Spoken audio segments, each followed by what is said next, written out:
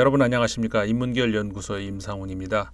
이번 주부터는 저희가 세계가 보는 우리 코너를 조금 색다르게 다른 포맷을 하나 준비를 했습니다. 이제 기존에 하던 거 놔두고 거기에 더해서, 왜냐하면은 세계가 빠른 속도로 변하고 있고 또 세계가 보는 우리의 모습도 과거에 비해서 최근 들어서 굉장히 많이 소개가 되고 있습니다.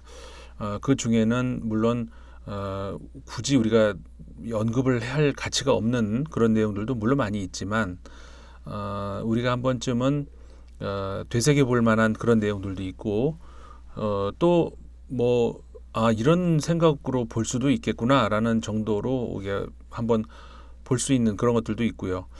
어쨌든 한번 생각해 보면은 좋을, 혹은 그냥 재미있을 만한 그런 일들이 많이 소개가 되고 있습니다. 그래서 그런데 이제 그거를 굳이 1시간 분량이라든가 30분 분량 이렇게 길게 소개를 할 것까지는 없고, 그렇지만 또 한번 들어보면 재밌고 그럴 만한 내용들, 이런 것들을 과거에는 그래서 그냥 넘겨버렸는데, 앞으로는 이런 것들을 그냥 짧은 시간으로 편집을 해서 전해드릴까 합니다. 그래서 오늘은 세계가 보는 우리 짧은 편으로 첫 시간으로 이제 소개를 해드릴 내용 뭐냐면은요, 영국 언론에서 나온 내용 하나 소개를 해드릴까 합니다. 영국의 인디펜던트라고 하는 매체인데요. 메리 디제프스키라고 하는 영국의 한 언론인이 쓴 칼럼입니다. 최근 들어서 한국에 대한 언급이 외신에서 참 많이 나오죠. 무엇 때문인지는 잘 아시겠지만 바로 코로나19에 대한 대응, 일부에서는 한국보다 더 대응이 잘 하는 나라들이 있는데, 그렇게 한국에 대한 소위 말해서 흔히 하는 말로 국뽕, 너무 애국주의에 취해서 애국심을 자극시키는 그럴 것까지 있느냐, 이제 이렇게 보시는 분들도 있는 것 같은데요. 물론 저도 그 점을 굉장히 유심히 보면서 주의하고 있고, 저의 개인적인 성향으로 말씀드리자면은 애국주의라고 하는 것에 대해서 그렇게 좋은 생각을 가지고 있는 편은 아니라서, 그 점에 대해서는 어느 누구보다도 경계를 하고 있다라고 자부를 할 수가 있는데, 워낙 많이 나오기 때문에 우리가 무슨 한국인으로서 한국에 취해서 그런 것들만 뽑아서 보도, 이런 사실들을 전해드리는 건 아니고요. 다만 그렇다고 해서 또 반대로 한국에 대한 찬사가 나오는데 굳이 그거를 또 빼고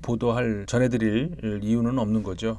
그래서 몇몇 찬사 중에서 우리가 또 생각해 볼 만한 것들은 제가 골라서 전해드리는데, 이것도 그 중에 하나입니다. 영국이 한국과 유사한 점이 많다, 그런 내용이에요. 첫 번째로 뭐가 이렇게 유사하냐, 지정학적 조건이 영국하고 한국하고 굉장히 유사하다.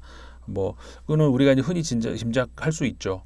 영국과 한국이 국토의 면적이 크게 차이가 안 나고 비슷비슷하고, 그 다음에 둘 다 뭐라고 할까요? 지정학적으로 큰 나라들과의 어떤 깊은 관련이 있는 그런 위치에 있죠. 그러니까 우리나라 같은 경우에는 대륙 쪽으로 중국, 섬 쪽으로 일본과 이렇게 맞닿아 있고, 그리고 이제 그 이외에도 러시아, 대륙에서 러시아, 그다음에 해양 세력으로 미국까지 이렇게 4대 강국이라고 흔히 우리가 부르는 그 나라들 사이에서 정체성을 지키고 또 우리 이해관계를 지키고 이런 책무를 우리가 가지고 있는 것이죠. 영국도 이제 마찬가지라고 이야기를 하는 것이죠. 어떻게 보면 영국도 유럽의 대륙, 역사적으로 보면은 유럽 대륙과 가까울 수도 있고 멀 수도 있는 어떤 그런 관계에 놓여 있는 상태에서 나름 전략적인 노선을 잘 취했죠. 그러니까 우리는 영국을 이야기를 하면서 섬나라로서 굉장히 고수의 외교적 전략을 잘 세운 나라로 역사적으로 이렇게 평가를 많이 하는데, 영국의 이번 제가 소개해드린 칼럼 같은 경우에는 반대로 한국이 지정학적으로 반드시 유리하다라고 볼 수 없는 그런 위치임에도 불구하고 나름대로 굉장히 외교적으로 좋은 성과를 얻고 있다, 이런 그 이야기를 한 것이죠. 그래서 영국이 한국으로부터 배울 점이 많이 있다, 뭐 이런 내용입니다. 게다가 이제 영국 같은 경우에는 지금은 20세기 들어와서는 이제 미국이 훨씬 더 강대한 국가가 되고 20세기 이후로 그래서 이제 미국의 영향력으로부터도 어느 정도 국가의 정체성을 문화적 정체성 이런 것들을 지켜야 되는 그런 입장에 있죠. 특히 브렉시트를 앞두고 있는 상황에서 이제는 정말 유럽의 한 일부분, 물론 우리가 유럽연합이라고 공식적인 체계로서의 이름은 부르고 있습니다만은 사실상 우리가 흔히 말하는 유럽, 이렇게 얘기하면 유럽연합 안에 속해 있는 국가들을 얘기하는 것이 대부분이죠. 물론 그 유럽연합에 포함되지 않는 유럽 국가들도 많이 있지만 우리가 흔히 언급하는 유럽의 국가들은 주로 이제 그 유럽연합 안에 포함이 되어 있기 때문에 유럽연합을 그냥 제가 유럽 이렇게 이제 하겠습니다. 유럽으로부터 앞으로는 이제 유럽이 아니죠, 더 이상. 그래서 유럽으로부터의 어떤 정체성, 그러니까 유럽이 아니라면 그 우린 뭐지? 그리고 유럽과 무슨 관계일까? 정치적으로, 경제적으로, 문화적으로. 그 다음에 그 미국과는 그럼 어떤 관계를 유지해야 할까? 영국이 브렉시트를 결정한 이후 유럽연합 국가들로부터는 굉장한 어떤 그 충격적인 반응, 그런 것들을 들었죠. 반면에 이제 미국 같은 경우에는 은근히 잘했다, 찬성하는 그런 이제 메시지도 많이 들었어요. 특히 이제 그 극우 세력, 미국의 극우 세력으로부터는 그렇다는 것이죠. 예를 들어서 이제 미국의 민주당 같은 경우는 그 적어도 대놓고 영국의 브렉시트를 바라지는 않죠. 그리고 실제로 미국의 이익 관계를 놓고 보더라도 영국이 그 유럽 연합 안에 속해 있는 것이 더 나았다라고 생각할 수도 있고요. 반면에 트럼프 대통령 이후 목소리를 많이 이제 내고 있는 우파 혹은 극우파 세력은 은근히 브렉시트를 반기는 그런 입장에 있는 것이죠. 어쨌든 한 번도 경험해 보지 않은 영국의 앞날, 미래를 앞두고, 왜냐하면 왜 한 번도 경험해 보지 않았느냐, 과거에 유럽연합 없을 때는 경험해 본 거 아니냐, 그렇지가 않죠. 유럽연합이 없을 때는 각자 국가들로서의 그 유럽 국가 중에 하나였던 반면에 유럽연합이 만들어진 이후, 브렉시트 이후, 그때는 유럽 대륙이라고 하는 커다란 어떤 그 블록과 떨어져 나온 다른 그런 그 유럽, 지리적으로 유럽 국가라는 것이죠. 그렇기 때문에 과거에 유럽 연합이 있기 이전의 영국과 비교를 할 수는 없는 것이고, 한 번도 경험해 보지 못한 영국의 미래, 여기에 대해서 영국 사람들의 경우 굉장히 불안감이 크죠. 그런 상황에서 현재 그 한국의 코로나19 대응 상황, 이런 것들을 보게 된 겁니다. 전 언론인이었던 제가 아는 어떤 지인 한 분이 최근에 그런 비유를 하시더라고요. 우리가 이제 마치 그 장거리 달리기, 마라톤과 같은 이런 달리기를 하는데, 그 우리에 앞서서 한참 저 앞에서 달리기를 하고 있는 이제 몇몇이 보이죠. 근데 너무 멀어요. 우리 내 실력으로 그들을 따라갈 능력은 도저히 안 되고, 그저 그냥 한 걸음 한 걸음 최선을 다할 뿐인데, 저 앞서 있는 그 몇몇 그룹, 그들을 추월할 생각은 이제 추호도 없었고 하고 싶지도 않고, 왜냐하면 할 능력이 안 되니까. 그러면서 꾸준히 달리고 있는데, 달리다 보니까 어느샌가 그들 근처까지 가 있더라는 것이죠. 그래서 스스로에 대해서 대견하기도 하고 신기해하기도 하고, 그러던 와중에 이 오르막길이 나온 거죠. 오르막길이 나오니까 나는 그냥 오르막길에 뛰던 대로 그대로 뛰는데, 오르막길이 가파라지면서 내 앞서 있던 그들이 점점 뒤로 밀려나더라는 것, 그거를 우리가 보고 있으면서 왜 못 달리지? 오르막길에서는, 그러니까 우리가 평지에서 달리나 오르막길에서 달리나 똑같이 우리는 달릴 수 있는 거죠. 근데 오르막길이 나오니까 저들이 뒤로 처지기 시작하는 거, 우리가 앞서기 시작하는 거, 그러면서 이게 뭐지? 라고 하는 이런 신기한 경험, 이것이 이번 그 코로나19 이후 벌어진 그런 어떤 모습들이 아닌가, 이런 비유를 하시는 걸 제가 한번 그 옆에 같이 술자리에서 들으면서 고개를 끄덕인 적이 한번 있었습니다. 적절한 뭐 비유셨던 것 같은데 네, 그런 거죠. 그러니까 영국 같은 경우도 지금 소개해드린 이 칼럼 메리 디첵스키 칼럼니스트가 쓴 이 글에서도 보면은 영국 같은 경우에도 그 초기에 대응에 실패했다는 것이죠. 반면에 한국은 초기에 대응에 성공을 했다는 것이고, 그래서 그러니까 한국식 모델을 취하려고 했다가 결국 슬그머니 포기를 했습니다. 영국이 지금은 결국 다시 포기를 했는데 그 이유가 뭐냐? 한국 모델이 결국 틀렸다는 얘기냐? 그게 아니고 제가 몇 차례 이 관련 이야기를 했습니다만은 이미 한국 모델을 따라하기에는 너무 늦었다는 겁니다. 그러니까 제가 이 코로나19 이 사태가 터지고 중반, 그러니까 한국이 그 방역에 이제 엄청난 그 노력을 하고 있을 당시에, 그리고 한국형 모델이라고 하는 것을 처음 제가 이제 이야기를 시작을 할 때, 그런데 실제로 그 얼마 후부터는 외신에서도 한국형 모델이라는 말이 나오기 시작을 했죠. 심지어는 최근 그 일본의 아사히 신문에서는 세계 표준 모델이라는 말까지도 사용을 하고 있는데, 어떻든 이 그 한국형 모델이라는 것을 초기에 이야기가 나오기 시작을 할 때, 그때 즈음에 이제 제가 이제 그런 말씀을 한번 방송에서도 드렸습니다. 한국형 모델이 세계의 표준 모델이 되기 위해서는 몇 가지 전제 조건이 있다. 민주주의 그 체계를 갖춰야 하고, 그 다음에 또 하나가 그 IT 기술이 그만큼 따라줘야 되는 것이고, 그 다음에 이거는 어떻게 보면은 그 아까 민주주의 이야기와 이제 일맥상통하는 면도 있는데 국민들의 협조가 절대적으로 필요하다. 그러니까 왜냐하면은 진정한 민주주의 사회에서는 국민들이 주체죠. 그렇기 때문에 국민들의 그 자발적인 참여, 주인으로서의 참여, 이건 꼭 필요하다는 그런 이야기인데, 그런 몇 가지 조건들에서 그러니까 이게 안 되면은 그 한국형 모델이 아무리 줘도 따라할 수 없다, 이런 말씀을 제가 드린 적이 있습니다. 근데 지금 영국에서 나온 말이 그 얘기죠. 한국을 따라하고 싶었어요. 그런데 못 따라했다는 것이죠. 그 이유는 너무 늦어버렸어요. 이제 더 이상 무슨 얘기냐면은 확진자가 너무 많아졌죠. 사망자가 너무 늘어났죠. 그런데 진단 키트는 너무 부족하죠. 그리고 의료 체계가 너무 부족하다는 겁니다.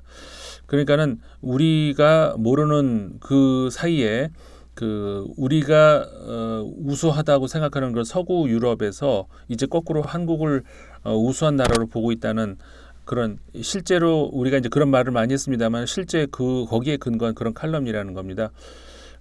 그래서 이제 이 칼럼에서 보면은 정치적인 어떤 그 지정학적 요인, 그 공통점 이런 거에도 불구하고 차이점이 있다는 거죠. 그게 뭐냐면은 한국에는 에너지가 있다. 그다음에 독창성이 있다. 그리고 목적 의식이 있다는 것이죠. 그러니까는 목적 의식이라고 하는 거, 뭐 철학적으로 얘기하면은 그런 것이죠. 우리가 흔히 우리는 왜 살까, 이런 거죠. 그리고 왜 학교는 왜 다닐까? 그러니까 그 흔히 우리가 말하는 철학, 필로소피라고 하는 그 서구에서 나온 그 학문이 우리는 그 이제 그 배우기만 했는데, 사실 배운다는 의미에서의 그 과목으로서의 철학 말고 인간이면은 가지고 있는 그런 철학이 있죠. 인간이라면 누구나 철학을 하죠. 철학자만 철학을 하는 게 아니고, 그 차원에서 보자면 한국인들은 그 좀 더 철학적인 자세를 가지고 있었다고 할까요? 그 차원에서만 보자면 어쨌든 이 칼럼을 얘기를 하는 겁니다. 이 칼럼에서는 그렇게 얘기를 하고 있다는 거죠. 한국인들의 에너지와 한국인들의 독창성, 그리고 한국인들의 목적의식. 지금 현재가 한국의 GDP는 세계 12위 정도 되죠. 실제로 이 칼럼에서도 말을 하고, 그 다음에 1인당 GDP가 31위입니다. 영국의 GDP는 6위, 그리고 1인당 GDP는 24위라는 것이죠. 그리고 이 칼럼에 따르면은 영국은 계속 하강하고 있는데 한국은 계속 상승하고 있다. 그리고 한국이 GDP 대비 정부의 연구 개발에 투자하는 그 비중이 한국이 그 독일과 비슷하다고 합니다. 그리고 영국의 거의 3배가 된다고 하죠. 그러니까는 GDP 대비 정부의 연구 개발에 투자하는 그 비용이 크다는 것이 무슨 의미일까요? 물론 여력이 있어야 그게 가능하다는 것이죠. 그만큼 잘 살고 있다는 의미도 되지만, 미래에 대한 대비, 미래에서는 그 그 뭐라고 할까요? 그 현재의 격차 이런 것보다 더 넓혀지거나 더 좁혀지거나 그럴 수 있다는 것이죠. 그 점에 있어서 영국이 한국을 부러워하고 혹은 한국에 대해서 뭐라고 할까요? 좀 배워야 된다는 그런 생각을 하고 있다는 겁니다. 특히 아까도 말씀드린 것처럼 브렉시트에 대해서 굉장한 어떤 그 불안감을 가지고 있는 그런 영국이 특히 주목하고 있는 그런 대목이라는 겁니다. 이제 국가 시스템 그 예를 들자면 공공 서비스 같은 경우에 우리가 최근 느끼고 있잖아요. 그러니까 우리 한국 국민들 입장으로도 이번 코로나19 사태의 경험이 아마도 물론 그 함부로 말하기가 조심스럽죠. 왜냐하면은 이 코로나19로 인해서 피해를 본 분들이 계시고 소중한 가족을 잃은 분들도 계시기 때문에 함부로 말하기가 굉장히 조심스럽습니다만은 또 다른 한편으로는 이번 코로나19 사태로 인해서 우리가 스스로 한국의 역량을 다시 확인한 그런 일이 되기도 했다는 이야기죠. 그 점을 말씀을 드리는 겁니다. 그 피해를 보신 분들한테 우리가 항상 가슴 한쪽에 연대의식 그리고 따뜻한 마음 이런 것들을 이제 항상 가지고 있어야 되겠지만 동시에 국가 전략도 우리가 함께 생각을 해야 되는 거 아닙니까? 국가 전략이라고 한다 그러면은 정부만 생각을 할까요? 그게 아니라는 것이죠. 한국 사람들은 이미 그 단계를 넘어선 성숙한 민주주의 국가의 그 일원 시민이 됐다는 것이죠. 무슨 얘기냐면 우리가 주인이기 때문에 우리가 고민을 한다는 것이죠. 국가 전략 우리 시민이 고민한다는 얘기입니다. 그 공공 서비스 우리가 이제 지금 경험을 하고 있죠. 그다음에 보건 시스템 우리만큼 보건 시스템이 잘 갖춰진 나라가 그리 많지 않다는 거 우리 이번에도 확인을 했죠. 이런 그리고 위기 관리 능력 더 말할 필요도 없이 이번에 그 위기 관리 능력의 탁월함을 전 세계에 보여줬죠. 이런 것들이 이제 저력이라는 것이죠. 그리고 이런 국가의 저력과 함께 제가 자주 드리는 말씀이지만 이 칼럼에서도 얘기하네요. 국민의 신뢰, 다시 말해서 국민이 신뢰하고 있다는 거죠. 정부를. 그래서 이 두 가지가 다시 말해서 국가의 저력과 국민의 신뢰 이게 시너지를 만들고 있다는 겁니다.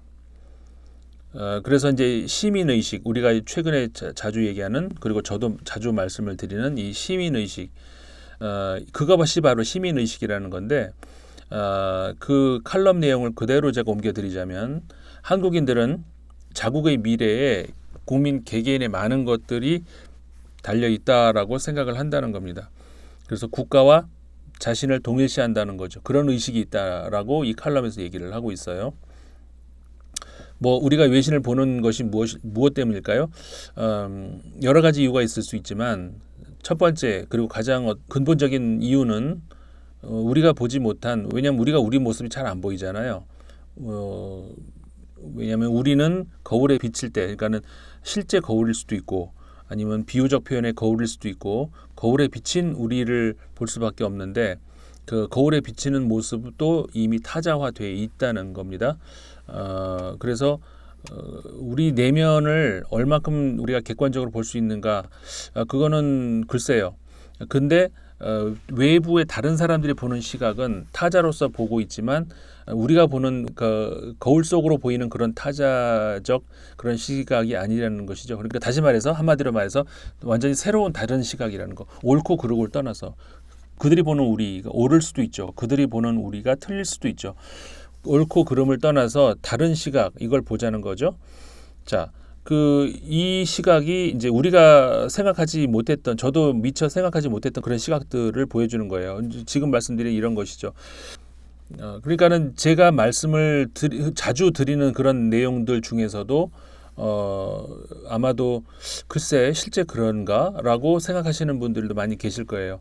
그럴 때 이 외신이 그 이야기를 하는 내용들이 유사한 그런 내용들이 나오면은 실제 다른 시각으로 볼 때도 그럴 수 있구나. 다시 말하면은 임상훈이 말하는 것이 객관성을 가지고 있을 수도 있겠구나. 이제 이렇게 생각하실 수 있는데 여기서 이 칼럼에서도 말하는 것도 그런 겁니다. 한국인들은 이 국가와 자신을 동일시하는 의식이 있다. 이런 표현을 해요. 이거를 이제 제 식으로 다시 해석을 한다면 그런 것이죠. 제가 흔히 말씀드리는 시민의식, 우리가 주인이라는 것. 국가로부터 우리가 어떤 계약 관계를 통해서 세금을 내고 내고 세금을 냈으니 일정한 부분을 우리가 받아가고 그럼 끝이고 그런 관계가 아니라는 겁니다. 한국인들은 국가를 자신과 동일시한다는 것이죠. 이게 어떻게 보면 제가 생각할 때 제 관점에서 봤을 때 가장 성숙한 시민의식이라고 할 수가 있다는 것이죠. 그래서 우리가 촛불 시위라든가 할 때도 다음날 아침에 나가보면 쓰레기 한 점 없는 이유가 그거라는 겁니다. 그 땅이 우리 땅이라는 것이죠. 그 땅이 내 땅이라는 거고 거기다 내 방에다가 내가 쓰레기를 버릴 이유는 없잖아요. 그만큼 국가와 나를 동일시하는 어떻게 보면 이제 그런 거를 다른 표현 애국심이라고 할 수도 있겠죠. 근데 애국심이라는 표현이 너무 뭐랄까요, 좀 진부한 표현이 돼버렸죠. 지금 그리고 너무 좀 국가주의적인 그런 사고에서 나오는 표현이 돼버려서 그것보다는 시민의식이라는 그 표현 그것이 좋을 수도 있는 거죠. 왜냐하면은 예를 들어서 시민이라고 하는 것, 시티즌이라고 하는 것은 내셔널리티하고 관계가 없습니다. 엄밀히 얘기하면은 예를 들어서 어떤 한 외국인이 한국에 와서 살면서 한국이 너무 좋아서 한국을 자기와 동일시하고 내 땅이다 하고 더 참여하고 더 가꾸고 사랑하고 그러면 그게 시민의식이 되는 거예요. 그 사람이 한국 사람일 이유가 없는 거죠.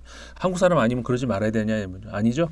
그러니까 그런 거죠. 그러니까 시민이라는 표현이 더 어떻게 보면 더 적절하다고 볼 수가 있는데 이번 코로나와 관련해서도 영국에서 이 칼럼니스트에 따르면은 이것도 저의 표현이 아니라 칼럼에 나온 표현입니다. 능력의 차이를 고백을 한다. 그러니까 영국과 다른 유럽 국가들이 한국의 본보기를 따르지 않았던 이유가 아까 제가 말씀드린 것처럼 능력과 정책의 차이인 것으로 보인다. 다시 말해서 한국의 능력과 정책을 따라할 수가 없었다. 그 영국이 지금 의료 능력뿐만 아니라 기술적인 능력으로도 한국과 그리고 독일도 이야기를 하네요. 한국과 독일의 능력에 미치지 못한다. 이렇게 얘기를 하면서 그 브렉시트 이후에 영국을 위한 적절한 모델이 될 수가 있을 것이다. 한국이 한국의 아까 말씀드렸던 에너지, 한국의 목적의식, 그리고 한국의 그 독창성 이런 것들 국가의 전반적인 능력을 본받아야 되고 이런 표현이 나오네요. 영국이 브렉시트 이후 그나마 세계에 흔적을 좀 남기고 싶다면은 한국으로부터 얻을 수 있는 교훈을 빼먹지 말아야 한다. 이렇게 얘기를 하고 있습니다.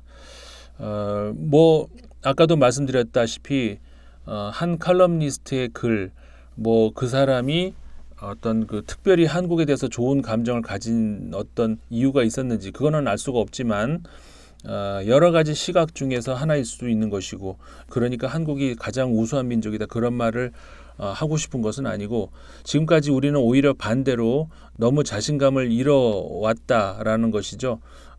우리도 모르는 사이에 그 코로나19 이후로 우리의 역량을 경험을 해보았고 다시 말해서 우리가 세계 최고이니 뭐 이런 그런 국뽕에 젖어서 살 필요는 없겠지만 지나치게 우리가 우리의 능력을 너무 소홀히 생각하지는 않았는가 이런 생각을 한번 해볼 수 있는 또 하나의 이제 글이 되는 것 같아서 그래서 오늘 소개를 해드리려고 했습니다.